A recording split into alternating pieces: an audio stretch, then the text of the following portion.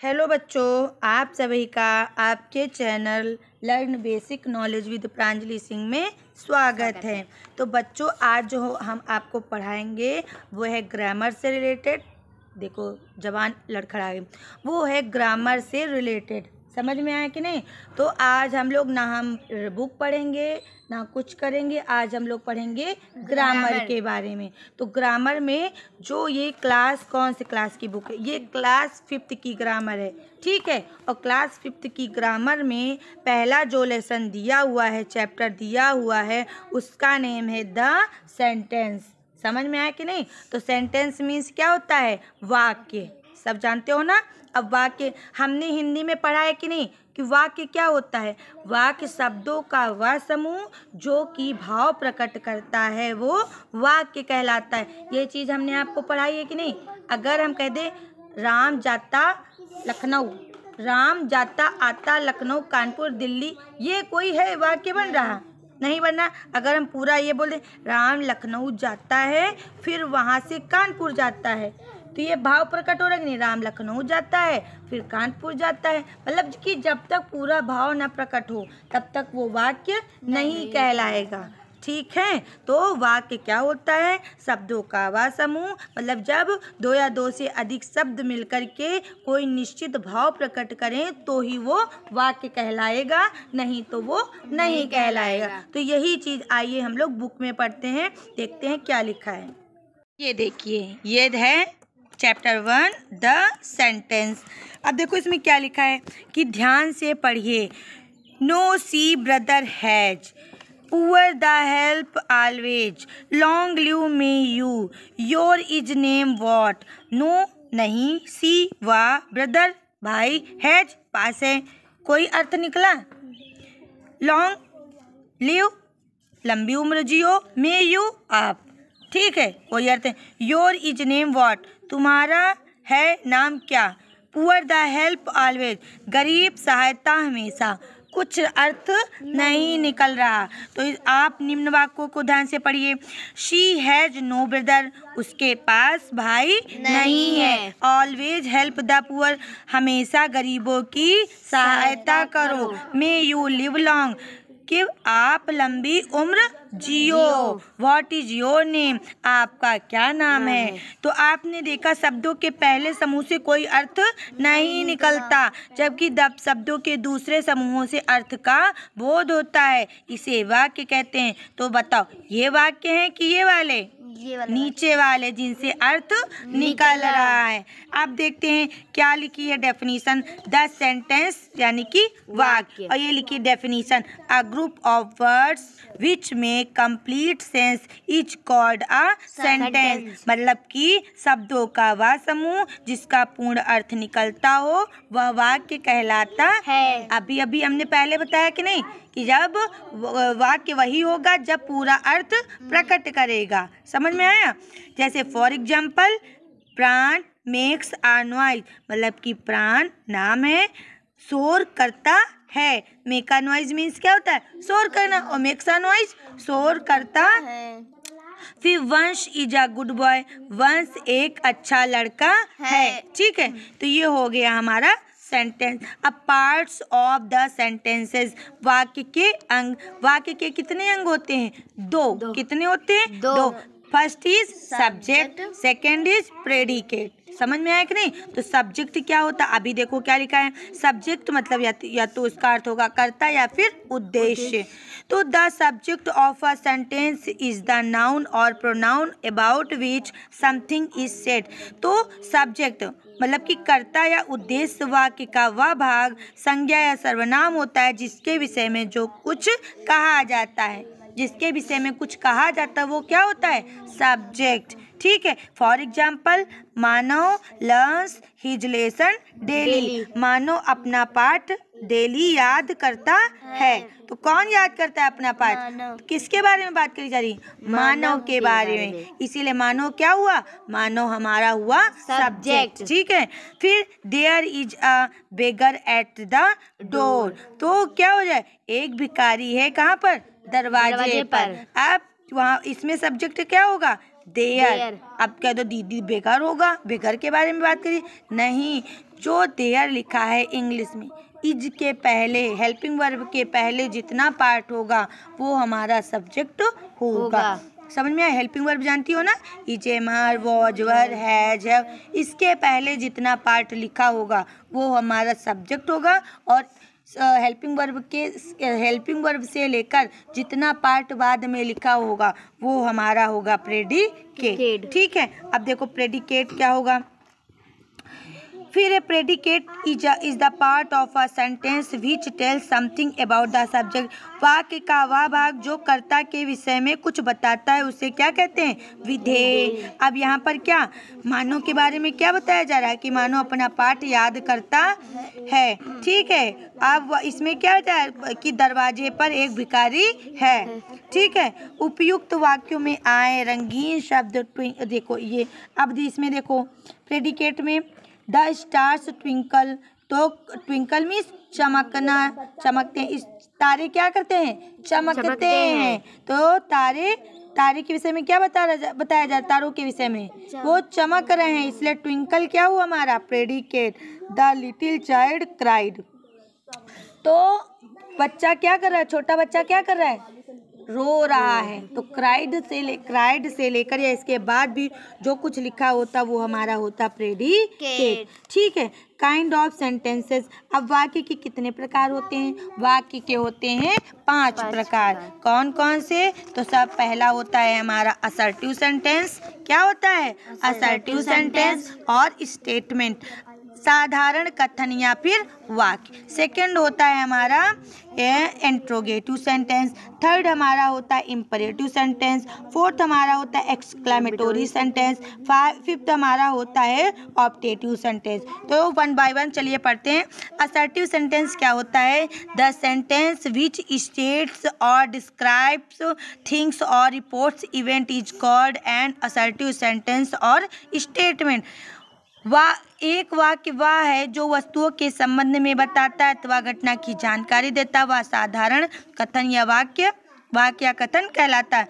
अब देखो साधारण वाक्य जानती हो कि नहीं, जिसमें क्या, क्यों, कब, कैसे ऐसे शब्द नहीं होते, वो होता है हमारा साधारण वाक्य। मतलब उसमें सीधी सीधी साफ साफ बात कह दी जाती है। राम जाता है, मैं आता हूँ, वह पढ़ता है, वो लिखता है। ठीक है, तो हो गया assertive sentence. Assertive sentence 2 type का होता है। कितने टाइप का? 2 टाइप का। पहला होता है हमारा अफर्मेटिव और दूसरा होता है हमारा नेगेटिव।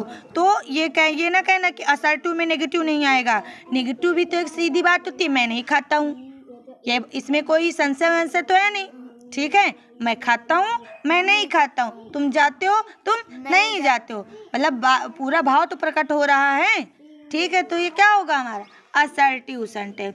तो अफर्मेटिव, जिन वाक्यों में तथ्यों, घटनाओं अथवा अवस्था को स्वीकार किया जाता है वो अफर्मेटिव होते हैं। इसमें क्या किया जाता है? एक्सेप्ट किया जाता है कि मैं जाता हूँ, मैं खाता हूँ, मैं पढ़ता हूँ, मैं लिखता हूँ, वह कौवा है, वह बिल्ली है। समझ में आया कि नहीं? और नेगेटिव, जिसमें स्वीकार नहीं किया जाता है। जैसे हम कहते, तुम कह दो वह कौवा है, तो हम कहें वह कौवा नहीं है। तुम कह दो वह बिल्ली है, हम कहते वह बिल्ली नहीं है। तो मैं खाना खाता हूँ, मैं कह दूँ मैं खाना नहीं खाता हूँ। समझ में आया कि नहीं? तो ये कैसे वाक्य हो जाएंगे? इसमें वाक्य जिसमें स्वीकार किया जाएगा वो अफर्मेटिव होंगे, जिसमें स्वीकार नहीं किया जाएगा वो नेगेटिव होंगे। फिर अगला आता है हमारा इंट्रोगेटिव सेंटेंस। इंट्रोगेटिव सेंटेंस में क्या होता है? जिसमें कुछ पूछा जाए कि यह क्या है, अब ये पता नहीं क्या है, वो क्वेश्चन किया जा रहा है। तुम कहाँ जा रहे हो? अब ये नहीं पता कहाँ जा रहे हो, क्वेश्चन किया जा रहा है। ठीक है, तुम क्या पढ़ रहे हो, तुम कब आ रहे हो? तो ऐसे शब्द जिस वाक्य में आएंगे, ठीक है, तो वो होगा हमारा इंट्रोगेटिव सेंटेंस। ठीक है, उसके बाद आता है इम्परेटिव सेंटेंस। इम्परेटिव सेंटेंस जैसा कि वाक्य में हमको पता चल रहा है, इसका अर्थ क्या होता है? आज्ञावाचक, जिसमें कोई आज्ञा दिया जाए, आज्ञा की जाए, आज्ञा दी जाए, आदेश किया जाए, यहाँ आओ, वहाँ जाओ, ऊपर बैठो, कृपया मुझे ये दे दो। ठीक है, तो ऐसे वाक्य होंगे आज्ञावाचक वाक्य या फिर इम्परेटिव सेंटेंस। ठीक है, say please sit here, come to me tomorrow. ठीक है, sit down, stand up, go there, ये कैसे हो जाएंगे? Imperative sentence. अब उसके बाद आता है एक्सक्लेमेटोरी सेंटेंस। एक्सक्लेमेटोरी जैसा कि नाम से पता चला, विस्मयादि बोधक। इसमें क्या होगा? विस्मय हो, आश्चर्य हो, दुख हो, शोक हो, घृणा हो, प्रसन्नता हो, ऐसे भाव जिस वाक्य से निकले वो होगा हमारा एक्सक्लेमेटोरी सेंटेंस। इसमें फीलिंग्स हो, ठीक है, जैसे कि प्लीजर प्रसन्नता हो, सॉरो दुख हो, सरप्राइज आश्चर्य हो, ऐसे वाक्य होंगे हमारे एक्सक्लेमेटोरी। जैसे कि हुर्रा वी हैव वॉन, क्या क्या हम जीत गए, तो हम लोग क्या इसमें कैसा भाव प्रकट हो रहा है, मतलब कि इसमें कैसा भाव आ रहा, वाह हम जीत गए, तो इसमें प्रसन्नता का भाव आ रहा है। अब दूसरा व्हाट अ शेम, जब हम क्या कहते हैं सर्वनाक कोई बात होती तो व्हाट अ शेम, ठीक है, तो ये इसमें घृणा का भाव हो रहा है, ठीक है।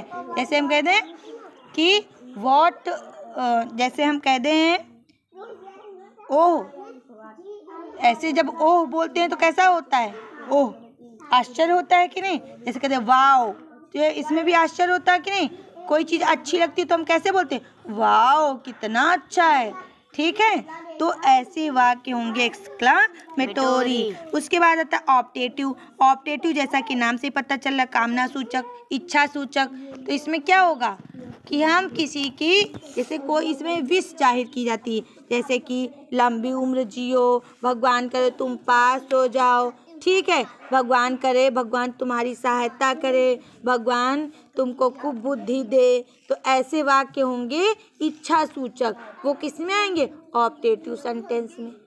समझ में आया कि नहीं, तो ऐसे वाक्यों में इंग्लिश में क्या होगा, में से शुरू होंगे, किससे, में से, और एक्सक्लेमेटोरी उसमें हुर्राह लगा होगा, वाव लगा होगा, ओह लगा होगा, व्हाट से स्टार्ट होंगे, समझ में आया, और इसका साइन भी होगा, ये देखो, ठीक है, डंडा उसके नीचे बिंदी, ये होता है एक्सक्लेमेटोरी का साइन, ठीक है। तो ये हुआ चैप्टर कंप्लीट। अब आती है इसकी एक्सरसाइज पे।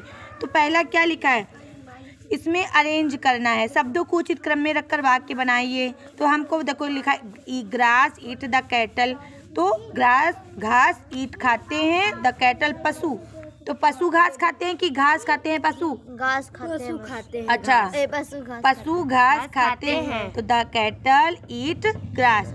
अब डेली हेयर दे कम, तो they come here daily. A magician lived in Mumbai, हमको लग रहा है इसमें सब लाइन से लिखा है, बस एक इसमें गलती है कि ए जो है स्मॉल लेटर से लिखा, जबकि होना चाहिए कैपिटल लेटर में। Keep us warm woollen clothes, तो रखते हैं गरम गरम कपड़े, तो गरम कपड़े हमको गरम रखते हैं, तो woollen clothes keep us warm.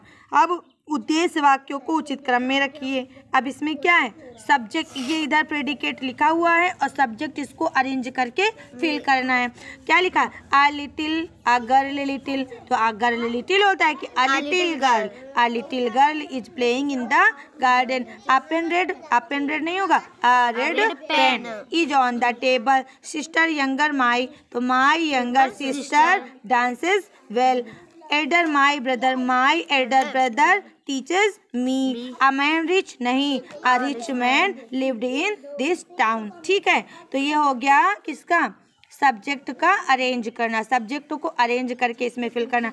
अब लिखा प्रेडिकेट को अरेंज करके भरो, सब्जेक्ट लिखा हुआ प्रेडिकेट, और प्रेडिकेट में हम जानते हैं कि सबसे पहले हेल्पिंग वर्ब, फिर ऑब्जेक्ट। तो हेल्पिंग वर्ब क्या है, इज, फिर अ, फिर ब्यूटीफुल, फिर बर्ड, तो the peacock is a beautiful bird.